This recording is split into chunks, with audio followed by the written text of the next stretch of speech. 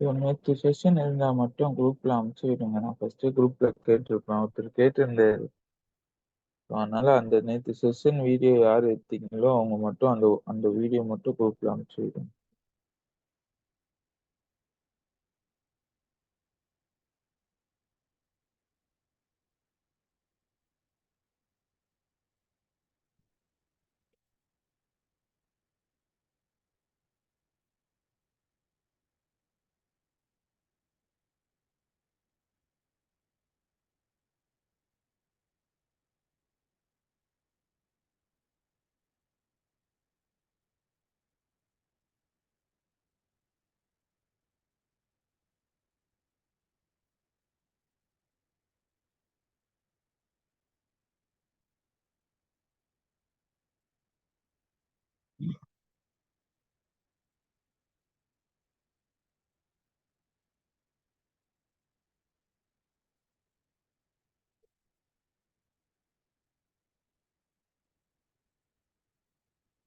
Next பார்க்க போகுது பார்த்தீங்கன்னா ரெஸ்ட் ஏபி.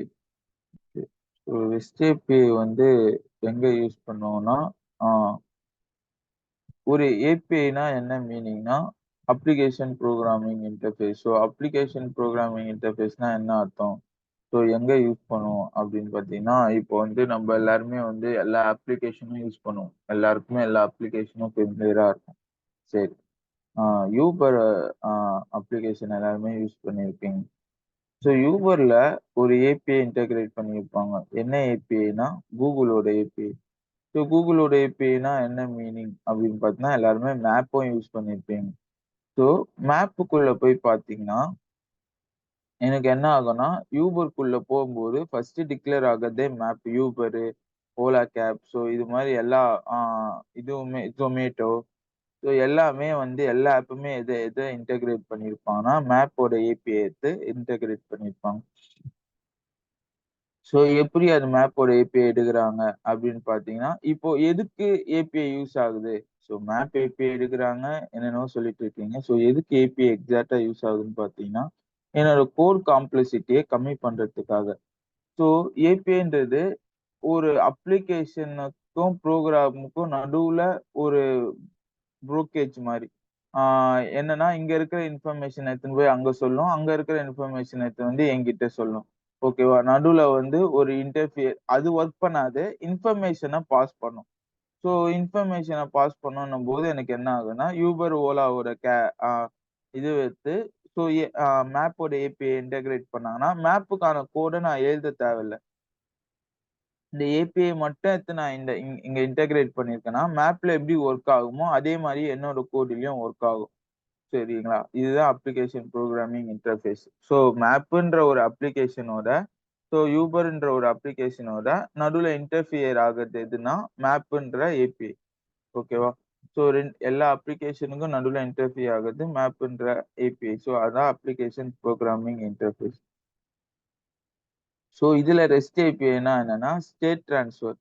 ஸ்டேட் ட்ரான்ஸ்ஃபர் மீன் ஆ எது மாரி ஸ்டேட்ல அது போணும். இப்போ வந்து ஒரு ஒரு ஃப்ளாஸ்க்ல ஒரு மெத்தட் வச்சு அனுப்புறேன்னா, ஸோ அது எந்த மாரி டைப்ல போய் அங்க சேரணும். அதாவது அது கெட்ல போணுமா, போஸ்ட்ல போணுமா, புட்ல போணுமா, பேட்ச்ல போணுமா, டெலீட்ல போணுமா, இது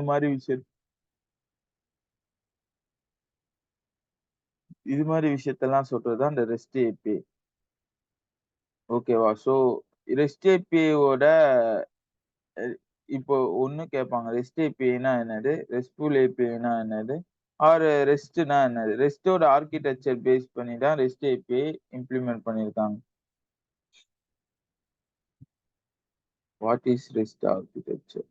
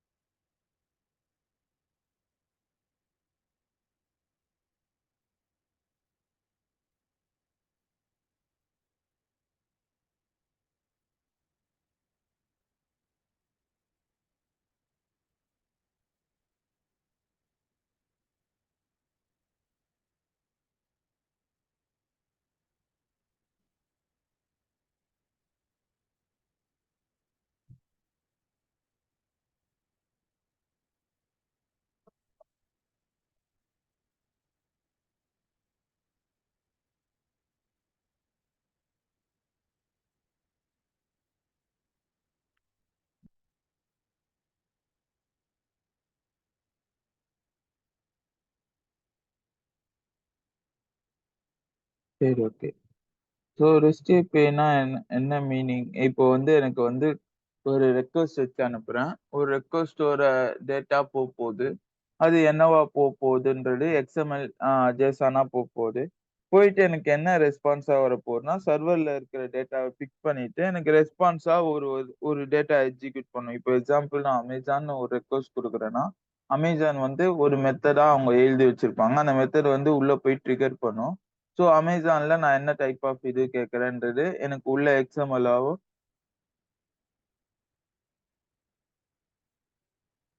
எக்ஸ்எம்எல்லாவோ, ஜேசனாவோ உள்ள போப்போது. போயிட்டு ரிட்டர்ன் ரெஸ்பான்ஸ் வந்து எனக்கு என்னவா வரப்போதுன்னா, நான் கேட்கிற பேஜ வந்து எனக்கு எடுத்துட்டு வந்து குடுக்கப் போகுது. ஸோ இதுதான் ரெக்வெஸ்ட் ரெஸ்பான்ஸ்க்குக்கான சைக்கிள். ஸோ நான் ரெக்வெஸ்ட் அனுப்புறேன். ரெஸ்பான்ஸா எனக்கு எடுத்துட்டு வந்து ஒரு இது தரப்போது. நடுவுல இருக்கிற மெத்தட்ஸ் மூலமா தான் என்னால ப்ராசஸ் பண்ண முடியும். கெட், போஸ்ட், புட், பேட்ச், டெலீட்ன்னு சொல்லிட்டு.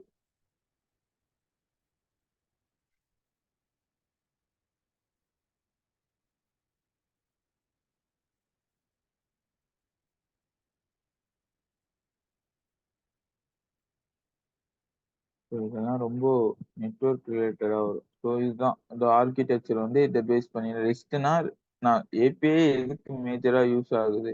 என்னோட புரோகிராமிங்ல அத இன்டர்ஃபியர் பண்றதுக்காக. இப்போ அந்த இப்போ ஒரு ஹோட்டலுக்கு போறீங்கன்னு வச்சுக்கங்க. ம். ஹோட்டல்ல போயிட்டு நீங்க வந்து ஒரு சர்வர் கிட்ட ஒரு ஃபுட் ஆர்டர் பண்றீங்க. ஏதோ ஒரு ஃபுட் ஆர்டர் பண்றீங்க. ஸோ சர்வர் என்ன பண்றாருன்னா, அங்க இருக்கிற யாரு மாஸ்டரோ அங்க போயிட்டு அந்த பெர்சன் கிட்ட போயிட்டு ஃபுட் கேட்டு எடுத்துட்டு வந்து நம்ம கிட்ட தராரு. ஓகேவா? ஸோ, அவரு என்ன பண்றாருன்னா, சமைக்கிறது இல்ல. அவரு சாப்பிடுறதும் இல்ல. அவரு என்ன பண்றாரு, நம்ம கிட்ட இருக்கிற ஒரு இன்ஃபர்மேஷன் நமக்கு என்ன வேணும்ன்றத போய் கேட்டு, அவர்கிட்ட சொல்லி வாங்கிட்டு வந்து நம்ம கிட்ட குடுக்குறாரு. ஓகேவா? ஸோ, இதுதான் ஏபிஐ. ஸோ, இந்த ப்ராசஸ் அங்க சர்வரா ஒருத்தர் இருக்காரு தெரியுங்களா? அதுதான் ஏபிஐ. ஸோ, எந்த வேலையும் அது பண்ண போறதில்ல. 2 புரோகிராமுக்கு நடுவுல நான் கேட்கிற இன்ஃபர்மேஷன எடுத்துட்டு வந்து குடுக்கப் போகுது. ஓகேவா?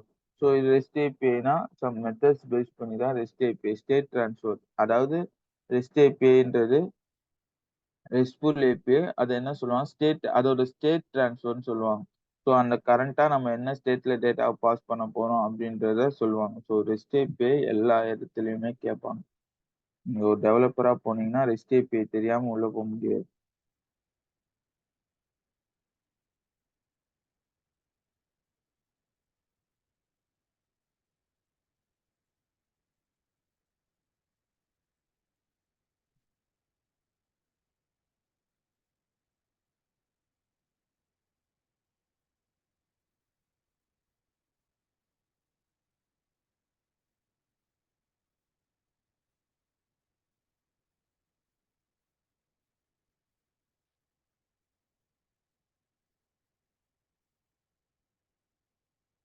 ஸோ ரெஸ்ட் ஸ்டாண்ட்ஸ் ஃபார் ரெஸ்ட்டோட ஃபுல் ஃபார்ம் என்ன? Representation state transfer.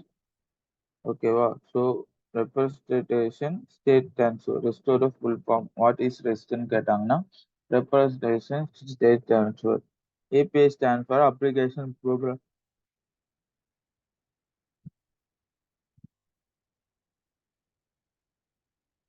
So REST is a software architecture tool define a set of rules used to creating web service. ஓகேவா? ஒரு செட் ஆஃப் ரூல்ஸ் யூஸ் பண்ணி ஒரு வெப் சர்வீஸ் அதாவது நம்ப ஆ இப்போ பண்றோம்ல, ஒரு சர்வீஸ் கிரியேட் பண்ணி அந்த சர்வீஸ இம்ப்ளிமெண்ட் பண்றதுக்காக யூஸ் பண்ற மாரி இருக்கும்.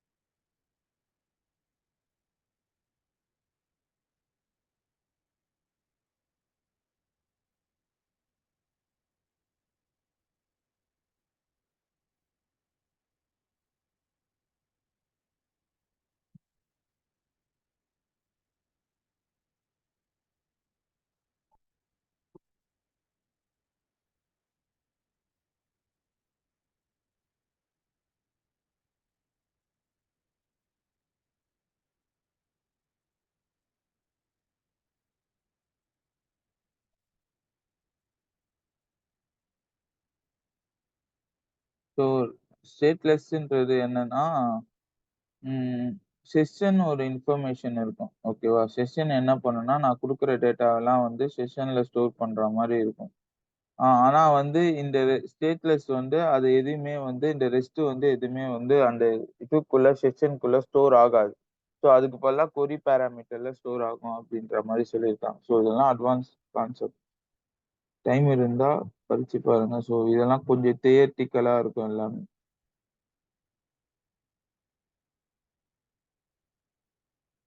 இப்போ நம்ம மெயினா பார்க்க போறது பார்த்தீங்கன்னா, இந்த 4 மெத்தட் மட்டும் தான். கெட்டு, போஸ்ட், புட், பேட்ச், டெலீட். ஓகேவா? ஸோ கெட்டுனா என்ன மீனிங்னா,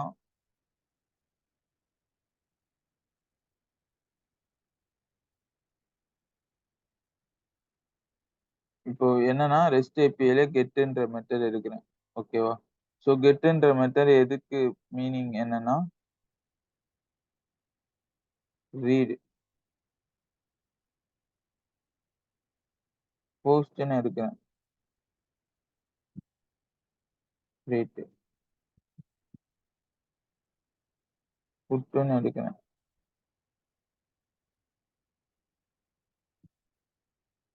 அப்டேட், பேட்ச்ன்னு எடுக்கிறேன். அதுவும் அப்டேட் தான்.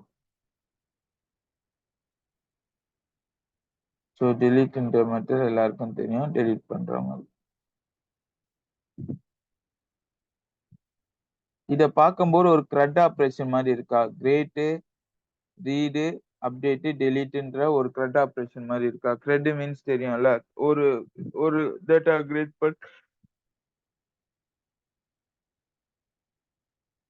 ஒரு டேட்டா கிரியேட் பண்றது, ரீட் பண்றது, அப்டேட் பண்றது, டெலீட் பண்றது என்ன சொல்லுவாங்கன்னா, கிரெட் ஆப்பரேஷன் சொல்லுவாங்க. ஸோ இத பார்க்கும்போது ஒரு கிரெட் ஃபீலிங் இருக்கா?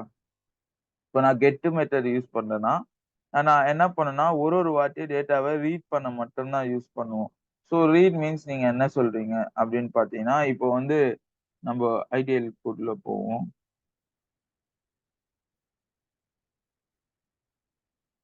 ரிசோர்ஸ் டு டெப்ட்.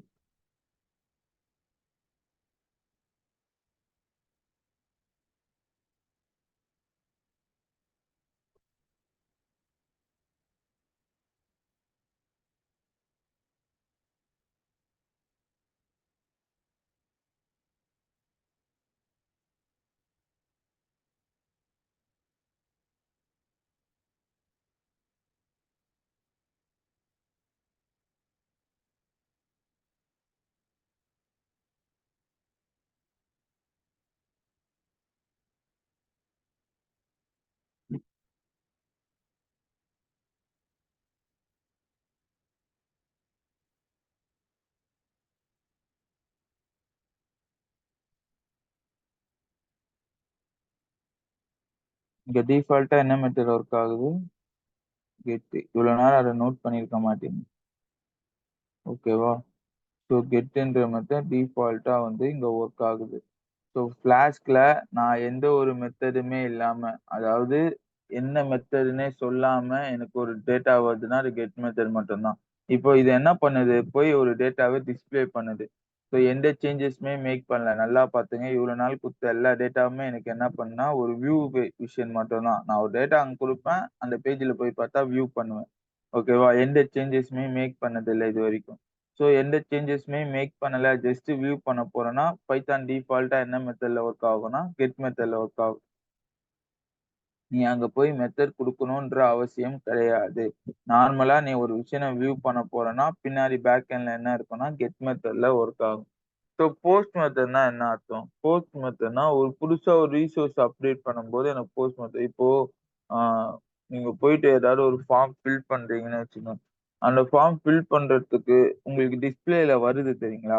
எத்தன வாட்டி யாரு போய் ஃபார்ம லோட் பண்ணாலுமே அது டிஸ்ப்ளேல காட்டுதுல்ல. ஸோ அது கெட் மெத்தட். போஸ்ட் மெத்தட்னா நீங்க அந்த ஃபார்ம வந்து கிரியேட் பண்ணும்போது, அதாவது இன்ஃபர்மேஷன்லாம் குடுத்துட்டு அப்லோட் பண்ணும்போது ஒரு ஒரு உங்க டேட்டா இன்ஃபர்மேஷன்லாம் அப்லோட் ஆகுதுல்ல. ஸோ அது வந்து போஸ்ட் மெத்தட்.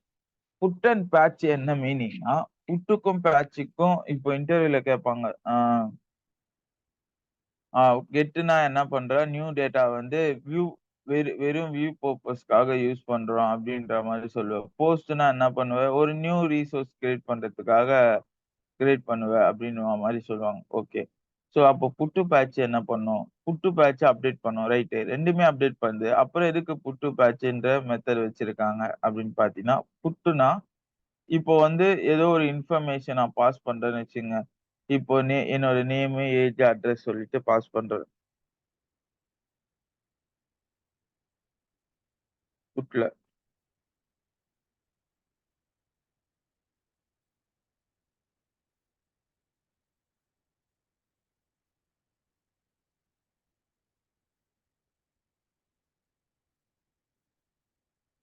ஸோ நேம்ல அலோன்னு இருக்கு. ஏஜ்ல வந்து 24ன்னு இருக்கு. அட்ரஸ்ல ஏதோ சம் அட்ரஸ் இருக்கு. சரியா? இதுதான் போஸ்ட் மெத்தட்ல நான் குடுத்து போஸ்ட் பண்ணிட்டேன். இப்ப எனக்கு என்னன்னா, இதுல ஏஜ் மட்டும் தான் மாத்தணும். 25ன்னு மாத்தணும். சரியா? இதே நான் புட் மெத்தட் யூஸ் பண்ணேன்னா, அந்த ஏஜ் 25 நான் எப்படி குடுக்கணும்னா, ஆ இதே மொத்த ஃபார்மேட்டையும் குடுத்துட்டு ஏஜ மட்டும் மாத்தணும். ஓகேவா? ஸோ எக்ஸாம்பிள் என்னன்னா, இப்ப இதுதான் என்னோட மொத்த டீட்டெயிலே இதுதான். 3 டீட்டெயில் தான் குடுத்து ஃபார்ம்ல இன்புட் வாங்குறேன். இந்த 3 டீட்டெயில் தான் போஸ்ட்ல நான் குடுத்துருக்கேன். ஓகேவா? இப்ப எனக்கு என்னன்னா, ஏஜ் மட்டும் மாத்தணும். மாத்தணும்னா நான் இப்போ புட் மெத்தட் யூஸ் பண்றேன். அப்ப எப்படி ஏஜ் மாத்துறதுன்னா, இங்க இருக்கிற மொத்த ஃபார்மையும் கால் பண்ணி, புட்டுக்குள்ள போட்டு சரிங்களா? அதுக்கப்புறம் இந்த ஏஜ மட்டும் மாத்தணும். 25ன்ட்டு மாத்தி அப்டேட் குடுத்தா எனக்கு போய் அப்டேட் ஆகும். சரியா? சரி ஓகே. அப்ப பேட்ச் என்ன பண்ணும்? பேட்ச் வந்து பேட்ச் ஒர்க். அந்த இதுவெல்லாம் வரும் தெரியுமா? பேட்ச் ஒர்க்னா ஏதாவது எங்க பிரச்சனையோ அங்க மட்டும் மாத்துனா போதும். இப்ப எக்ஸாம்பிள் இதே விஷயத்த பேட்ச்ல போடுறேன்னா, எனக்கு என்னன்னா ஏஜ மட்டும் மாத்தணும். கரெக்ட்டா? அந்த ஏஜ் பாராமீட்டர் மட்டும் இங்க குடுத்து 26ன்னு மாத்துனா போதுமானது. ஓகேவா? எல்லா என்டையர் ரிசோர்ஸும் குடுக்கணும்ன்றது கிடையாது. ஆனா புட்ல என்டையர் ரிசோர்ஸ் மீன்ஸ் என்டையர் டேட்டாவும் குடுத்து எத மாத்தணும்ன்றத மாத்தணும். பேட்ச்ல எத மாத்தணும்ன்ற ஒரு இன்ஃபர்மேஷன மட்டும் குடுத்தா, ஆட்டோமேட்டிக்கா அந்த இன்ஃபர்மேஷன் மட்டும் மேட்ச் ஆயிரும். இப்போ ஃபைனலா டெலீட். டெலீட் எங்க யூஸ் பண்ணுவோம்னா, அந்த என்டையர் ரிசோர்ஸும் டெலீட் பண்றதுக்காக யூஸ் பண்ற ஒரு விஷயம் தான் டெலீட். அதாவது நார்மலா டெலீட்ன்ற ஒரு விஷயம் என்ன பண்ணுவோம்?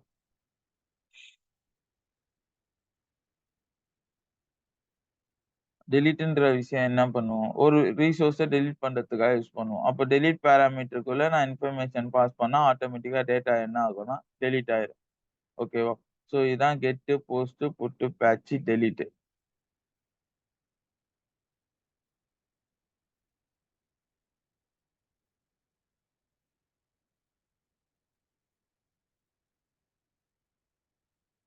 சரி. ரெக்வெஸ்ட் நீங்க இது சொல்லிட்டீங்க. எனக்கு ஒரு டேட்டாவா வந்து என்னென்ன மெத்தட் போஸ்ட் பண்ணணும் அப்படின்றது வந்து what is HTTP response code?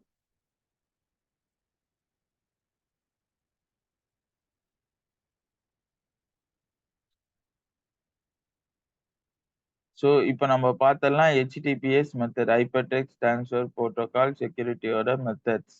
So என்னென்ன மெத்தட்ஸ் எது HTTPSன்னு சொல்றேன்னா, இந்த டேட்டா பாஸ் ஆகுதுல்ல,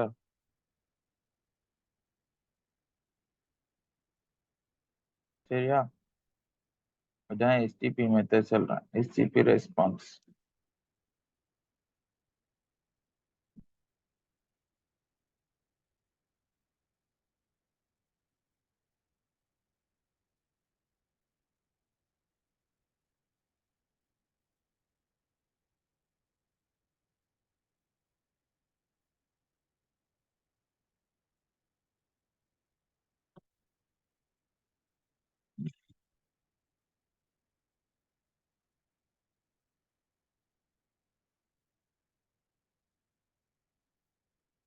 ஸோ இத்தனை மெசேஜ் இருக்கு.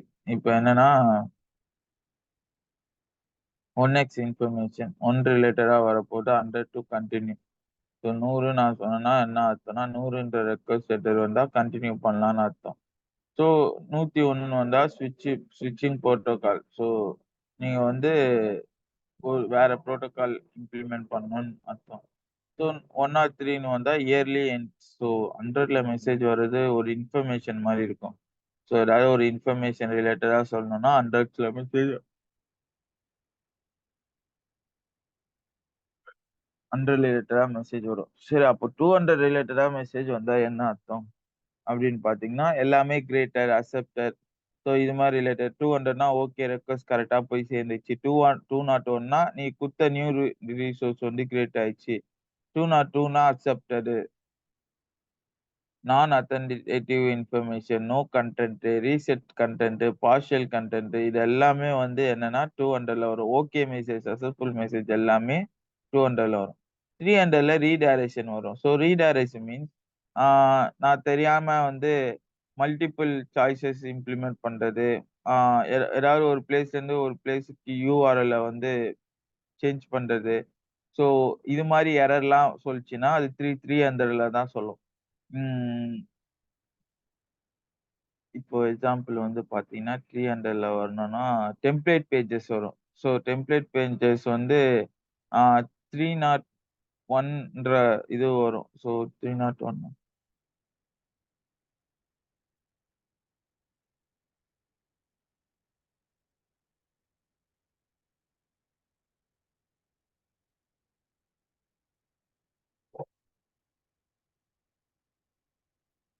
301 303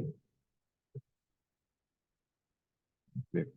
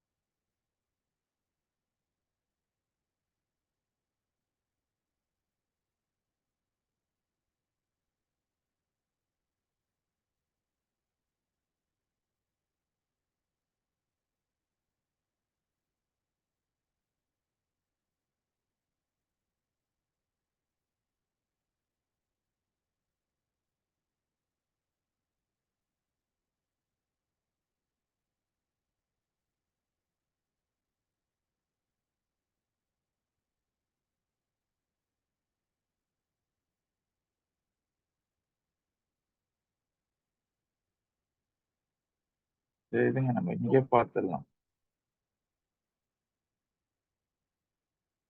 நம்ம எதுக்கு அவ்வளோ கஷ்டப்படணும்.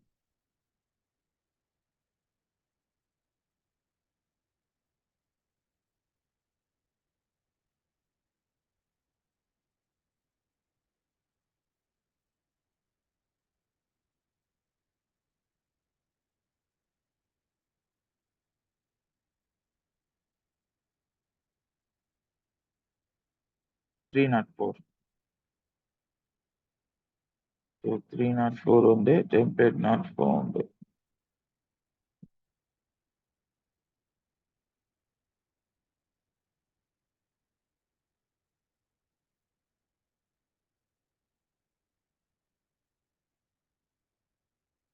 Not modifying.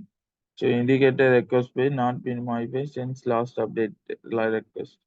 ஸோ 304 வந்து நாட் மாடிஃபை. அதாவது டெம்ப்ளேட் வந்து சரியா ஒர்க் ஆகல அப்படின்னா எல்லாமே என்னன்னா 304ல வரும்.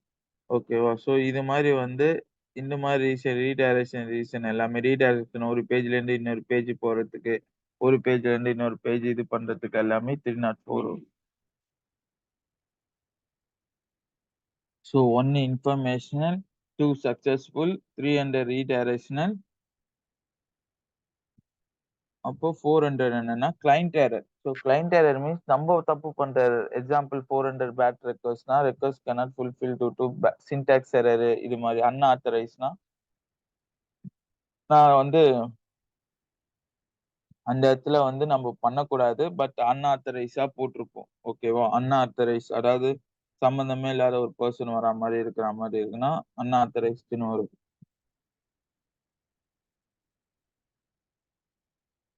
Payment request. ஸோ பேமெண்ட் வந்து ஆ பேமெண்ட் ரிலேட்டடா பாஸ் பண்ற இதுவெல்லாம் வந்து தப்பா இருந்ததுன்னா 402ன்னு வரும். 403னா ஃபார்பிடன். ஸோ அது அது வந்து தடை செய்யப்பட்ட ரெக்வெஸ்ட். நீ அத யூஸ் பண்ணிட்டு இருக்க அப்படின்ற மாரி வரும். 404னா நாட் ஃபவுண்ட். 405னா மெத்தட் நாட் அலோவ்டு. நம்ம எது எது பார்த்திருப்போம்னா 404ம் 405ம் பார்த்திருப்போம். ஓகேவா? ஸோ 400ல வர ரெக்வெஸ்ட் எல்லாமே இந்த ரிலேட்டடா மட்டும் தான் வரும். 500ல வந்து சர்வர் எரர். ஸோ கிளையன்ட் நம்ப எக்ஸிக்யூட் பண்றோம். சர்வர் சைட்ல இருந்து ஒரு ரெஸ்பான்ஸ் வரும்ல. ஸோ அது மாரி இம்ப்ளிமெண்ட் ஆகுற எல்லாமே 500 சீரிஸ்ல வரும். Internal server error, 502 not implemented, bad gateway.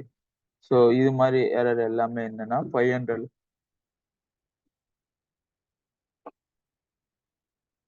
நான் சொல்லும்போதே உங்களுக்கு நான் இங்க பார்த்த எரர் சொல்லியிருப்பேன். ஸோ டிஃபால்ட்டா வந்து எனக்கு என்னன்னா, ரெக்வெஸ்ட் வந்து இங்க வழியா பாஸ் ஆகும். ரெஸ்பான்ஸ் வந்து இந்த பேஜ் வழியா இம்ப்ளிமெண்ட் ஆகும்.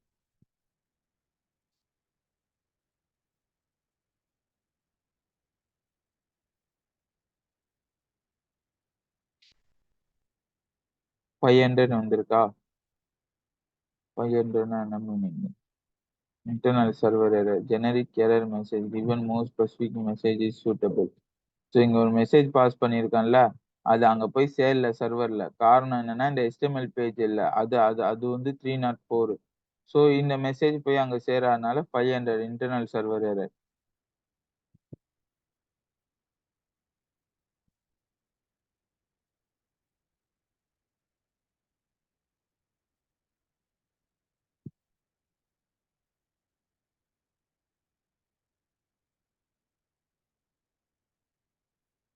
இப்ப இப்ப என்ன ஸ்டேட்டஸ் ஸ்கோர் வந்திருக்கு? 200. 200ன்னா சக்சஸ்ஃபுல்லி நான் குடுத்த டேட்டா வந்து சக்சஸ்ஃபுல்லியா எனக்கு இம்ப்ளிமெண்ட் ஆகுது அப்படின்றத சொல்றதுக்கு 200 அப்படின்ற மாரி சொல்லணும். ஓகேவா? ஸோ இதான் கெட்டு, போஸ்ட்டு, புட்டு பேட்ச், டெலீட்டுக்கு இருக்கிற டிஃபரன்ஸு. ஸோ அது எப்படி ரெக்வெஸ்ட் எப்படி உள்ள போகுது, ரெஸ்பான்ஸ் கோடா எனக்கு என்ன வருதுன்றது, அதுதான் இந்த இந்த இடத்துல வந்து பார்த்தா உங்களுக்கு தெரியும். அதனால தான் நான் ஸ்டார்ட்டிங்ல சொல்லியிருக்க மாட்டேன். ஸோ இது கெட்டு, போஸ்ட் இதெல்லாம் என்ன இப்போ நம்ப கம்யூனிகேட் பண்ணோம்னா, கோட் வழியா இப்படி கம்யூனிகேட் பண்ணுவோம். ஸோ இதே வெப் சர்வீஸ் வழியா கனெக்ட் பண்ணோம்னா, அது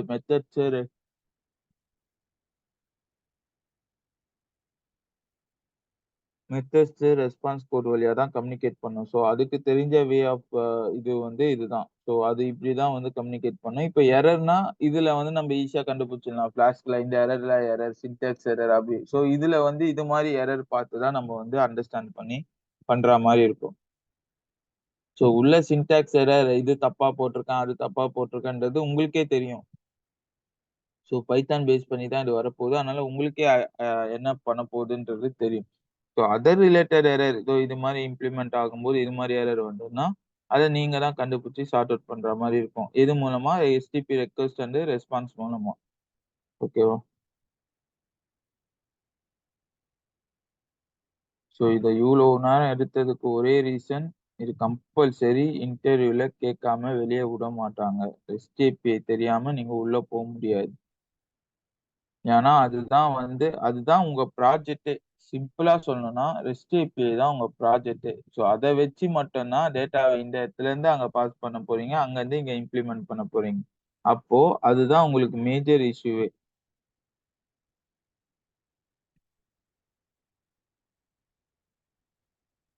ஓகே. சாம்பிள் கோடும் இங்க இருக்கு. அது வேணா பார்க்கலாம்.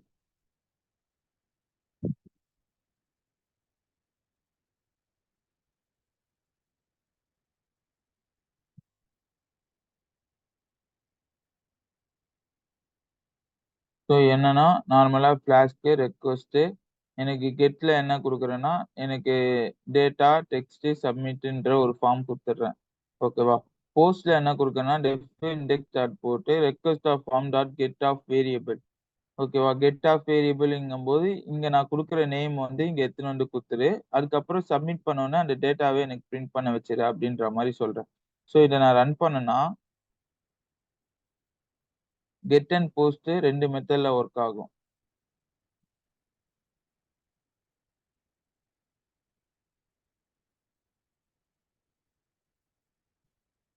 So enter the data. இது கெட் மெத்தட். எத்தன வாட்டி கேட்டாலும் இந்த என்டர் இப்போ எத்தன வாட்டி நான் இத பிரிண்ட் பண்ணாலும், இங்க என்டர் த டேட்டா எனக்கு வந்துகிட்டே தான் இருக்க போகுது. ரைட்டா? ஸோ அதுல எந்த பிரச்சனையுமே இல்ல. என்டர் த டேட்டா ஒரு ஒரு வாட்டி குடுக்கும். அப்போ இது கெட் மெத்தட். இப்போ நான் ஏதோ ஒரு டேட்டா குடுத்துட்டு சப்மிட் குடுத்தேன்னா அந்த டேட்டா சப்மிட் ஆகுது. இது போஸ்ட் மெத்தட். ஓகேவா? ஸோ கெட் மெத்தட் என்னது 200 எத்தன வாட்டி குடுத்தாலும் 200ன்ற ரெக்வெஸ்ட் வந்துகிட்டே தான் இருக்கு. ஓகேவா? Get method. போஸ்ட் மெத்தட்னா புதுசா ஒரு ரிசோர்ஸ் வந்து கிரியேட் ஆயிடுச்சு. ஸோ அத வந்து போஸ்ட் மெத்தட்ல சொல்லுவாங்க. இதோ இங்க போஸ்ட்ல ஒர்க் ஆகுதா?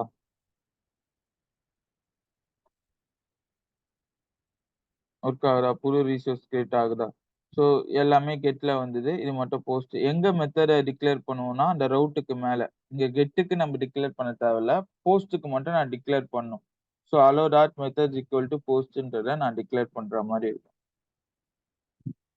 இது நார்மல் ஃபார்ம். இங்க வந்து பார்த்தீங்கன்னா, இங்க எதுவுமே பெருசாலாம் இருக்காது. ஸோ ஒரு ஃபார்ம் இன்புட் டைப்பு, லேபிளு அவ்வளவுதான். சப்மிட் பட்டன் 3 வச்சிருப்பேன்.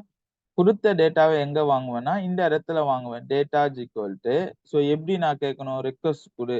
ரிக்வெஸ்ட் டாட் ஃபார்ம் டாட் அதாவது ரிக்வெஸ்ட்ல இருக்கிற, ஃபார்ம்ல இருக்கிற டேட்டாவோட நேம் வந்து பார்த்தீங்கன்னா, வேரியபிள். இந்த வேரியபிள் இருக்கிற டேட்டாவ எடுத்துட்டு வந்து குடு. குடுத்ததுக்கு அப்புறம் நான் என்ன பண்றேன்னா, இந்த டேட்டால அந்த இன்ஃபர்மேஷன் ஸ்டோர் ஆயிரும். ஸ்டோர் ஆன டேட்டாவ ரிட்டர்ன் வந்து சப்மிட் பண்ணி விட்டுருவேன். ஸோ சப்மிட் பண்ணும்போது அந்த டேட்டா என்ன ஆகும்னா, இங்க சப்மிட் ஆயிரும். அப்புறம் நான் என்டர் த டேட்டான்னு அந்த பாக்ஸ்ல கேட்கும்போது, நான் என்ன டேட்டா டைப் பண்றேனோ, அது அழகா எனக்கு விசிபிள் ஆகும். ஓகேவா? Request dot form dot get. Request ரெக்வெஸ்ட்டா ஒரு இன்ஃபர்மேஷன் போடு. ஃபார்ம்க்குள்ள இருந்து அத நான் எடுக்கணும். அது எந்த நேம்லனா வேரியபிள் என்ற நேமு. அந்த வேரியபிள் நேம் எங்க இருக்குன்னா, இந்த இடத்துல இருக்கு. இப்போ புரியுதா? நேம் பாராமீட்டர் எதுக்கு இங்க பாஸ் பண்றாங்கன்ட்டு. நான் சொல்லியிருந்தேன்னா, நேம் பாராமீட்டர் பின்னாடி சொல்றேன் HTML-ல. ஸோ எதுக்கு பாஸ் பண்ணுவாங்கன்னு. ஸோ இதுக்கு தான். இந்த டேட்டா வந்து வாங்குறதுக்காக தான் அந்த நேம் பாராமீட்டர் வந்து பாஸ் பண்ற மாரி இருக்கும். சரி, ஓகே. ஏதாவது டவுட் இருக்கா? ஸோ மத்த மெத்தட் எடுப்பேன். அது பெரிய கோடா போகும். நாளைக்கு இருக்காது நாளைக்கு கிளாஸு. ஸோ நாளைக்கு பெர்சனல் லீவ் இருக்கும். ஸோ மண்டே சாரி நாளைக்கு வெட்னஸ்டேவா? தர்ஸ்டே நான் எடுத்துருவேன். ஓகேவா? அது ரொம்ப பெரிய கோடா இருக்கும். நான் வந்து எடுக்கிறேன். அது கெட்டு போட்டு போஸ்ட் பேட்ச் டெலீட் வந்து பெரிய போஸ்ட்மேன் டூல் மட்டும் இன்ஸ்டால் பண்ணி வச்சிருங்க. ஸோ இங்க போனீங்கன்னா போஸ்ட்மேன் டூல்ன்னு டவுன்லோட் பண்ணா வரும். ஓகேவா? ஸோ அதுல தான் நம்ம வந்து பார்க்க போறோம். இது வந்து ஆஃபீஸ்ல ஒர்க் பண்ற ஒரு டூல். ஸோ நான் அது உங்களுக்கு சொல்லி தந்துர்றேன்.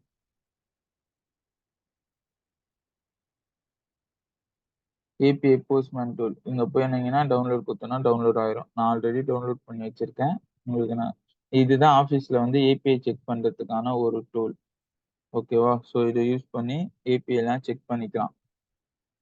இத டவுன்லோட் பண்ணுங்க. இதுல எப்படி ஒர்க் பண்றதுன்றத அந்த கெட் போஸ்ட் மெத்தட் எப்படி ஒர்க் ஆகுதுன்றத இதுல நான் உங்களுக்கு பண்ணி காட்டுறேன். ஸோ இத கத்தீங்கன்னா ஃபெமிலியரா இருக்கும். ஆஃபீஸ் போனா வந்து பயப்பட தேவையில்ல. ஸோ இந்த டூல்ல தான் எல்லாரும் ஒர்க் பண்ணுவாங்க. இது புதுசா நீங்க பார்க்க தேவையில்ல. ஆல்ரெடி இது ஒர்க் பண்ண மாரி இருக்கும் போஸ்ட்மேன் டூல்னா. சரி. ஸோ வேற ஏதாவது டவுட் இருக்கா? ஸோ அந்த வீடியோ மட்டும் குரூப்ல கொஞ்சம் அனுப்புங்க. நான் குரூப்லயும் கேட்டேன், இதுலயும் கேட்டேன். ஒரே ஒரு வீடியோ எடுத்த வீடியோ அனுப்ப போறீங்க. நான் ரெக்கார்ட் பண்ணியிருந்தா நானே அனுப்பிச்சுட்டு இருப்பேன். அவரு உடம்பு சரியில்ல, இதுவும் வெளிய போயிருக்கேன் நான் பார்க்கணும் ப்ரோன்னு கேட்கிறாரு. ஸோ அந்த வீடியோ மட்டும் கொஞ்சம் முடிஞ்சா அனுப்பிச்சு விடுங்க. வேற எதுவும் தேவையில்ல. குரூப்லயும் நான் தனியா கேட்டேன். அதுக்கும் ரெஸ்பான்ஸ் இல்ல. இங்கேயும் கேட்டேன். அதுக்கும் நீங்க வாய தொறக்க மாட்டேன்றீங்க. கொஞ்சம் வீடியோ மட்டும் குரூப்ல அனுப்பிச்சு விடுங்க. யார் எடுக்கிறீங்களோ, யாரு 2, 3 பேர் ரெக்கார்ட் பண்ணுவீங்கன்னு நெனைக்கிறேன். யாராவது ஒருத்தர் வந்து நேத்து வீடியோ மட்டும் அனுப்பிச்சு விடுங்க. ஏன்னா எல்லாருமே வந்து எந்த சிச்சுவேஷன்ல கேட்கறாங்கன்னா, உடம்பு முடியல, ஹாஸ்பிட்டல்ல இருக்கேன். அது மாரி சிச்சுவேஷன் இருக்கும்போது, அவங்க வீடியோ பார்த்து கொஞ்சம் லேர்ன் பண்ணிப்பாங்க. ஸோ அதுக்கு தான் கேட்கறாங்க. ஒரு சில பேர் வந்து லேர்ன் பண்ணி வச்சுட்டு அதுக்கப்புறம் கூட ரீட் பண்ணிப்பாங்க. ஸோ அவங்களுக்கு மட்டும் ஒரு வீடியோ அன்னைக்கு டேட் அவங்க ரெக்கார்ட் பண்ணியிருக்க மாட்டாங்க. ஸோ அதனால அந்த ஒரு வீடியோ மட்டும் அனுப்பிச்சு விடுங்க. ஸோ டவுட் இல்லன்னா என்ட் அப் பண்ணிக்கலாம். ஸோ இதுக்கு நான் இப்பவும் சொல்லிட்டேன். இந்த கொஸ்டின் கம்பல்சரி வரும். இது இல்லாத இன்டர்வியூ கொஸ்டின்ஸ் நீங்க பார்க்க முடியாது.